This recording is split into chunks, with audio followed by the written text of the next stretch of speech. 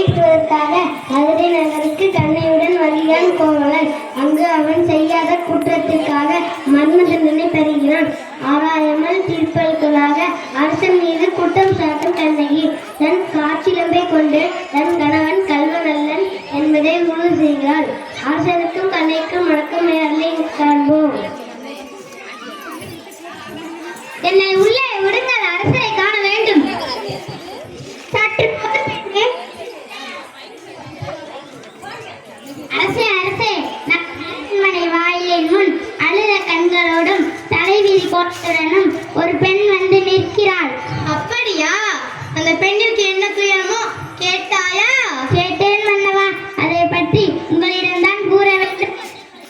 உங்களிடம் நீதி கேட்டு வந்திருப்பதாக. நீதி கேட்டு வந்திருக்கிறாளா? சரி, அந்த பெண்ணை உள்ளே அனுப்பு. ஆண்டோர்களும் சான்றோர்களும் இருந்திருக்கும் அவைதனிலே மன்னர் வீட்டிற்கு அரசபைக்கு நுழைகிறாள் கண்ணகி.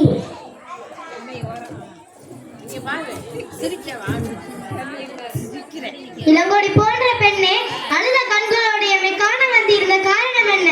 நீ யார்? உனக்கு என்ன வேண்டும்? ஆராயாது நீதி வழங்கிய மன்னனே, என்னையா யார் என்று கேட்கிறார்? சொல்கிறேன் கேள். உலகம் வியக்கும் வண்ணம் ஒரு புறாவுக்காக தன் உடலையே தந்த திபி மன்னனை பற்றி அறிவாயா?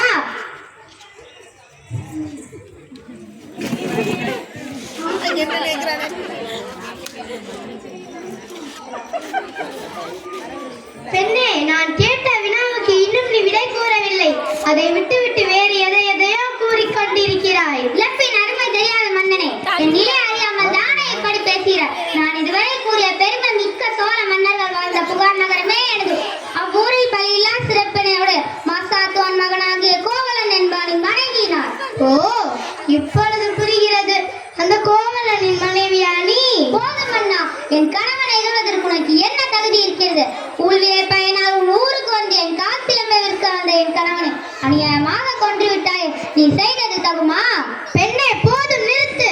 கல்வனை கொள்வது கொடுங்கோல் என்று அக்கு ஏற்புடையதே அக்கு அறநெறியும் கூட. இதை அனைவரும் வருவார்களே, உனக்கு தெரியாதா என்ன? அறநெறி தவறிய மன்னனே, தவறிழைத்தவர்களை தண்டித்தல் தகுதியுட மன்னர் என்பதை நானும் அறிவேன். ஆனால் நீ கூறுவது போல என் கணவன் கல்வனர்கள் அவனிடமிருந்த சிலமும் அரசிக்குரிய சிலம் என்று அதன் நினைச்சிலம்போ என்னிடம் உள்ளது. என் காத்திலம்பின் கல் மாணிக்கத்தர்களால் ஆனது. பெண்ணே, நீ சொல்வது உண்மைதானா? உண்மையில் அரசிக்குரிய சிலம்பு